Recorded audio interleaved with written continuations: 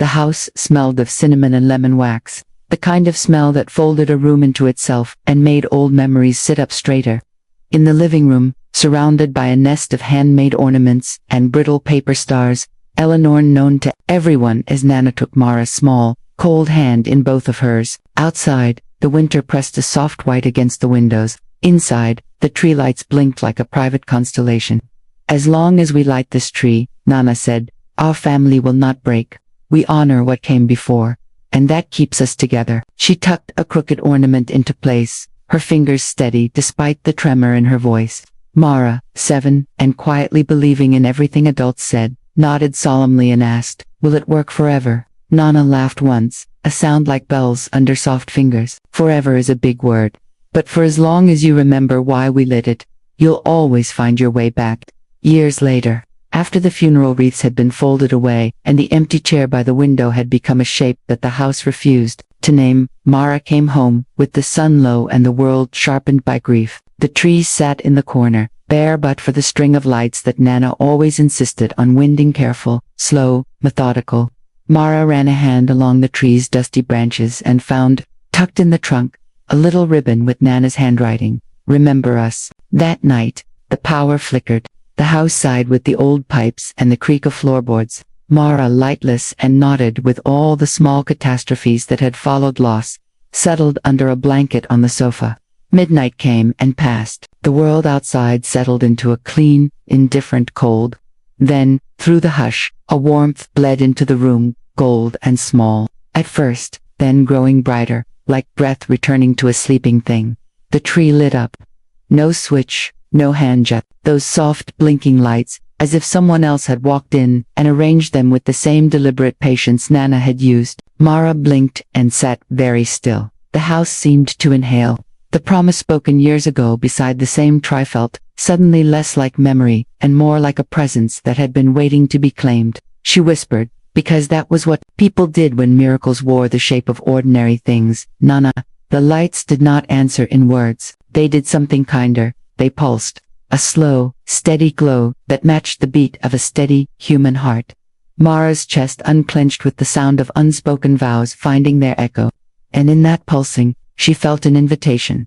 To remember the stories, to gather, to forgive the small cruelties time taught them, and to keep lighting the tree no matter how many winters had come and gone. The story opens on a small street of clapboard houses where porch lights blinked like constellations and the mailboxes still carry the names of people who lived there a long time. The neighborhood held itself in careful rows, a community stitched together by Thanksgiving pies and lawnmower times. Mara's childhood home stood 2 doors down from the hardware store that used to give kids lollipops, and across from a church that practiced its hymns on Sunday mornings.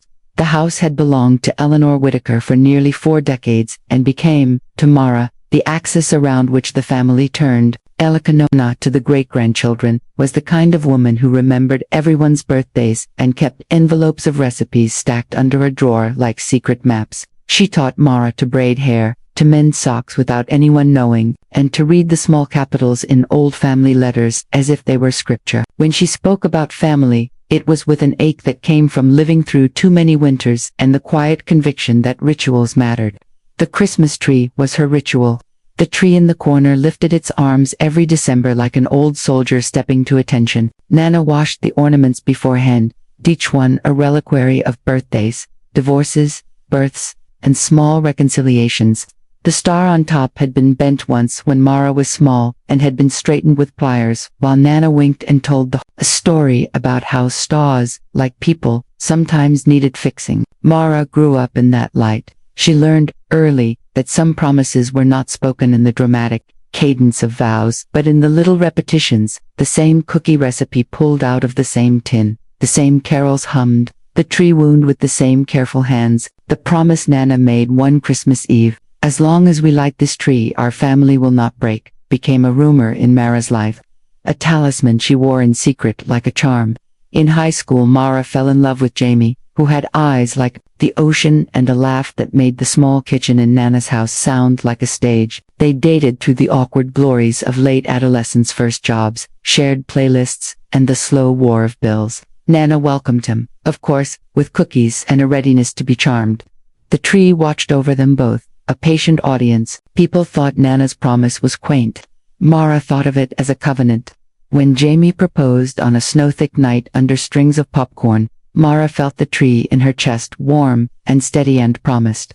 In her head, to make that covenant carry them. Marriage brought rooms and late-night arguments, and small betrayals that felt enormous when first discovered. Misplaced words, a forgotten anniversary, a credit card that wasn't meant to be hidden. Life's small indignities wore at Mara in ways she had never imagined when she was 7 and believed in simple protections. The tree still stood every December, but sometimes its lights shone on a house full of hawthorns and quiet distances, a kind of domestic frost.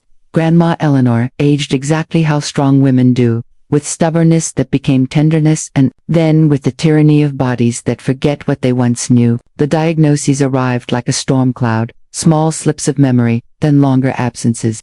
Mara found herself filling forms, reading prescriptions, staying up during nights when the house rearranged itself into something unfamiliar. Jamie was there most of the time, but work and exhaustion made him brittle. The strain of care reveals small things people were not built to sustain. The way one partner's patience thins, while the other's heart expands beyond its safe limit. They tried home care, rotating shifts, calls to people who promised help for a price. Nana, for her part, continued rituals. She insisted that the tree must be chosen by noon, on the first Saturday in December. She insisted that the lights be tested on the first night they were strung. In her living room there was a stubborn normality that anchored the family. The ritual itself asked less of them than the truth of what they were becoming. The tree's lights were a nightly covenant. Nana's voice, thin now but clear, recited the old stories and the name of the family founder, as if calling back a ship to shore. When Nana's health took a sharper turn, the family gathered. Uncles flew in from distant states. Cousins arrived with casseroles. The house became a landscape of folding chairs and drip lines of whispered conversations at the edge of the kitchen. Mara slept in the spare room and woke with the weight of decisions. The simple promise that had felt like a talisman for decades now felt like an urgent instruction. Keep the ritual, keep the story. She found, among the stacks of old grocery lists and holiday cards, a faded photograph of Nana washing lights by the sink. The caption, Nana's handwriting, careful and slanted, read, "Light keeps names alive."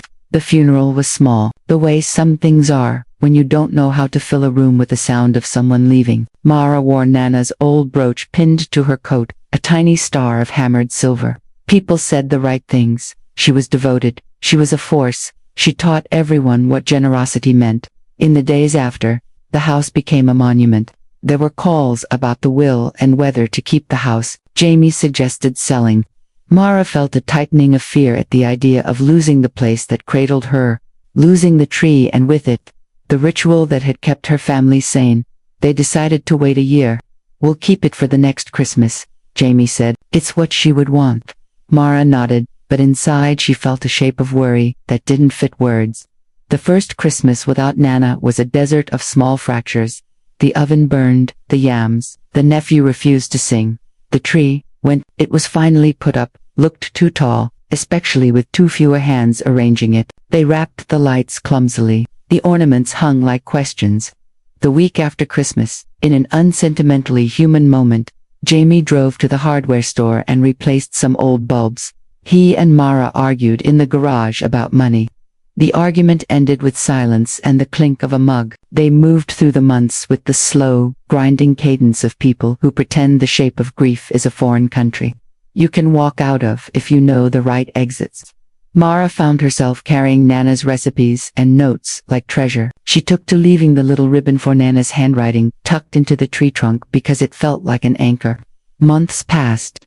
Mara took a job at a local school, teaching literature to adolescents who were learning how stories could hold their breath. She loved it, the way a good line could change the way someone looked at themselves. Jamie took longer hours. They tried to be ordinary. This was the modern play of marriage, and they failed sometimes. There were quiet evenings where Mara curled into a chair and stared at the empty corner where the trees sat year-round. Other people's houses turned luminous in December. Hers felt dim. And then, on a Tuesday in November, the first small miracle happened. A postcard from Nana's sister, which had been unopened for years, arrived as if someone had remembered to send a letter. It contained a short note. Keep the little things. Mara pressed the note to her chest and felt, absurdly, the spine of the promise. It was not a fairy tale moment. It was domestic paper and glue and a signature that smelled faintly of lavender. She pinned it above her desk, and the message "Keep the little things" made itself into a daily incantation. The promise, which had once been a line read by a child, now settled into Mara's daily life, like a small domestic law. She lit candles on lonely evenings. She called cousins who had not spoken in years. She invited neighbors over for soup. The tree in the corner remained, its lights wound in a neat coil, waiting for the season. Every small act of memory became a stitch connecting the seams of her life back to the house that had made her who she was. But there would be a night months later, when the promise moved from memory to something that hummed in the air and pulled at the threads of the world. On that night, the lights would come on without a hand touching a switch, and Mara would be forced to reckon with whether rituals could be possessed by more than the living. She would have to accept that some promises outlived the people who spoke them, and that sometimes, the only way to keep a family from breaking is to choose to believe that small things can carry the weight of everything. The night it happened was colder than most, one of those nights when the sky feels thin and the stars look sharp enough to cut. The house sat still on Whitaker Lane, its windows dark, its gutters whispering under the wind. Inside, Mara curled beneath a quilt stitched by Nana decades ago, the one with fading burgundy squares and threads that had loosened just enough to reveal the years. She had fallen asleep on the sofa, laptop open beside her, a half-written email glowing against the darkness. It was a letter she wasn't sure she would ever send, an apology to her cousin Daniel, who hadn't come home for Christmas in 7 years. Mara had typed the first line a dozen times and deleted it each time, unsure if the words belonged to her or the version of her Nana had raised. Earlier that day, Jamie had called to say he needed to work late again. His voice was tight, threaded with frustration. He didn't bother hiding anymore. "It's not a big deal, Mara. I'll be home when I can." She had only said, "Okay," not because it was okay, but because she was too tired to argue. Grief had a way of stripping a person of their vocabulary until all that remained were small words that couldn't carry the weight of grief. From the sofa, she could see the faint outline of the Christmas tree in the corner, still bare, still waiting. It had been standing there for days, unlit and untouched, a tired sentinel watching over a house that had grown too quiet. The first flicker was so soft Mara didn't notice it. The second was brighter, one bulb, then two, then an entire ribbon of lights warming the branches from the inside out. The glow rose slowly, like breath returning to something long asleep. Mara's eyes opened. She sat up, staring at the tree. The lights brightened again, not randomly,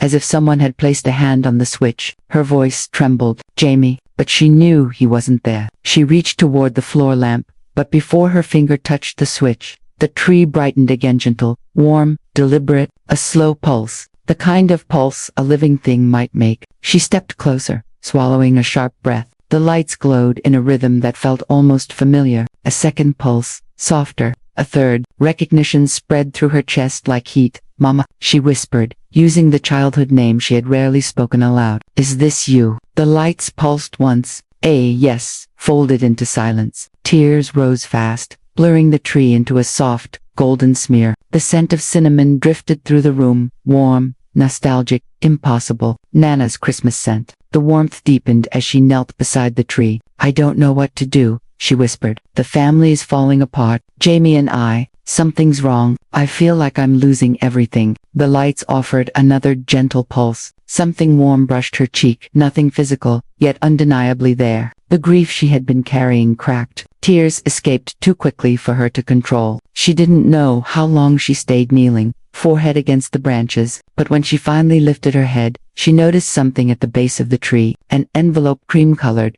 edges softened by time, her name written in the handwriting she knew better than her own. She picked it up with trembling fingers. The note inside was short. "My Maribel, if you're reading this, it means the world has asked you to be braver than you feel. Families break only when people stop showing up. Light the tree, keep the little things, and call them home." Nana, a sob ripped through her, raw, relieved, broken open. She pressed the note to her chest, and the lights glowed brighter, warmer, almost like approval. For the first time in months, hope flickered. The next morning, she woke to the rich, comforting smell of coffee strong, the way Nana brewed it. She blinked sleep from her eyes and looked at the glowing tree. The lights still pulsed softly. She whispered, "Good morning, embarrassed by the words. But the lights returned a gentle glow that made her smile despite the ache. On the table, the envelope lay open, reminding her of the instruction. Call them home. Her chest tightened. Her family had drifted. Arguments, silence, forgetfulness, sharp edges that had separated them long before Nana died. Her phone buzzed. A message from Daniel. Hey, been thinking about Aunt Ellie. You home this weekend? She froze. Another soft pulse from the tree. You're kidding, she whispered. Already. The tree flickered lightly. She typed back, yes, come by any time. When she hit send, the house felt warmer. That night, when Jamie finally came home, he saw the glowing tree and paused. Did you fix the lights? He asked. They turned on by themselves. He frowned, waiting for the punchline. She didn't blink. He walked closer. His voice softened. It feels warm. She nodded slowly. I think she's trying to help us. Jamie didn't laugh. He didn't argue. He stared at the tree for a long moment, then whispered, I miss her too. For the first time in months, their hands found each other. Not forced, not for show, just found. And the tree glowed brighter, as if blessing the moment. The days that followed felt different, subtle, but unmistakable. The house was still old, still creaking, still cold in the mornings, yet something inside it had shifted. The air felt awake, the light lingering on the walls felt warmer than it should have been, and every evening, when Mara passed the Christmas tree, the lights gave a small pulse as if greeting her, as if keeping watch. She grew used to it, not in the way people get used to routines, but in the way a starving person gets used to food again, slowly, gratefully, with quiet disbelief. She stopped questioning how it was happening. The how no longer mattered. The why was enough. The promise Nana had spoken years ago, the one Mara had buried inside her ribs, was stirring again. 3 days later, Daniel pulled into the driveway. Mara watched through the window as he stepped out of the car, hands in his pockets, eyes lowered in the way of someone who wasn't sure if they were still welcome. He hadn't been home in 7 years, not because he didn't care, but because life had knocked him off his axis, and pride had kept him from reaching back. Mara opened the door before he could knock. They stared at each other for a moment, older, bruised by life, unsure of where to begin. You look the same, he said softly. You don't, she replied, and something warm loosened in both their chests. He stepped inside. For a moment, the house held its breath. Then, the tree's lights pulsed warm, brief, unmistakable. Daniel stopped. Did the tree just? Yes, Mara whispered. They stood there, facing the impossible glow of warm gold. A shaky laugh escaped him. Aunt Ellie would love this. Mara swallowed. I think she does. They moved to the kitchen, made tea, spoke slowly, cautiously, then faster, easier. Shame dissolved. Old misunderstandings softened. The distance between them began to close, thread by thread. Later that night, after Daniel had left, Mara walked to the tree. She touched the ribbon with Nana's handwriting. Thank you, she whispered. A soft pulse answered. The next morning she called her sister. Leah call she had dreaded for months. Leah answered on the third ring, her voice tired. Mara, yeah, it's me. Silence, stretched thin, fragile. They had fought after the funeral, not a dramatic fight, but the kind that corrodes, little accusations, emotional exhaustion, words that came out sideways, and then, distance. Too much of it. I found a letter, Mara said quietly, from Nana. Leah sucked in a breath. What did it say? That we need to show up, that families break when we stop trying. Leah didn't respond, but Mara heard the sound of a soft exhale, the sound of someone crumbling in a way they needed to. Leah, she said, voice breaking, I miss you. A long pause, then, I miss you too. Something inside Mara lifted. Come over please. The tree is up. Another pause. I'll come tonight. When the call ended, Mara turned to the tree. You're doing this, she whispered. The lights pulsed once gentle proud. That evening, when Leah arrived, the house seemed to glow a little brighter. The smell of cinnamon floated through the air without any candles burning. Leah stepped inside, hesitant, eyes searching. She froze when she saw the tree. Her voice cracked. It looks like it did when we were kids. I know, Mara whispered. Leah moved closer. Is it plugged in? No. Leah touched one of the branches as if approaching a wild animal that might run. When the light beneath her fingers warmed, she gasped. It's her, she whispered. I think so. Leah turned to her sister, and all the walls between them crumbled at once. She wrapped her arms around Mara, holding her tightly, crying in the quiet way adults do when the grief is finally safe to release. They talked late into the night, their voices low, the tree glowing beside them like a guardian listening with ancient patience. For the first time in a long time, Mara didn't feel alone. Over the next week, something strange began happening. People kept showing up. A cousin who lived 3 states away sent a message asking if the family was gathering this year. An aunt who had stopped coming after a bitter argument called suddenly, voice trembling, asking if she could visit the house just once more. A neighbor dropped by with a box of old holiday photos she found in her attic, photos of Nana from decades earlier. Everyone kept arriving with the same confused explanation. I just felt like I should come, as if something was pulling them home. Mara didn't question it. She simply welcomed each person inside, offering tea, offering warmth, offering space. And every single time someone crossed the threshold, the tree glowed a little brighter, on a proving heartbeat of light. It was working. The promise was working. But there was one bond left, one wound that still quietly bled beneath every good moment. Jamie. Though the moment by the tree had softened him, something in him had not fully returned. The late nights continued. The distance remained, the slow drifting, the kind that scared Mara more than any argument ever had. One night, after everyone had gone home, and the house rested again in its soft golden glow, Mara sat by the tree and whispered, I don't know how to fix us. I don't know what to do. The lights dimmed, then brightened slowly, like a deep breath. The room warmed. A soft scent of pine moved through the air, the same scent that used to fill the room when Nana hugged someone from behind. Mara closed her eyes as the warmth wrapped around her. What do I do? She whispered. Do I stay? Do I fight for us? Do I let go? The lights pulsed again, not answering, not deciding for her, but reminding her. Some things must be spoken aloud. Some promises require 2 people to keep them. She wiped her eyes. Okay, she whispered. I'll talk to him. Jamie came home after midnight. He dropped his keys on the table, sighing, turning to hang his coat when he saw Mara sitting on the floor beside the glowing tree. You're still up? Yeah, we need to talk. He hesitated. Now? Yes, now. He sat beside her slowly. The tree glowed brighter, warming the air around them. For a moment, both of them felt the presence of someone old, someone patient, someone waiting for them to speak truth. Mara inhaled shakily. I feel like I'm losing you. Jamie stared at his hands. I feel like I'm failing you. You're not failing me, she whispered. You're just not here. He rubbed his face. Work's been a mess, and coming home felt heavy because I didn't know how to fix things between us. You don't have to fix everything, she said softly. Just show up. That's all I need. That's all she ever taught us. He looked at the glowing tree, saw the lights pulse one soft time. Do you think she can really see us? I don't know, Mara whispered, but something here is helping us remember how to love again. Jamie exhaled long, aching, breaking open. Mara, I don't want to lose our marriage. Then stay, she whispered. Stay with me. Stay present. That's all. His eyes filled. Okay, I'll stay. They leaned into each other, foreheads touching,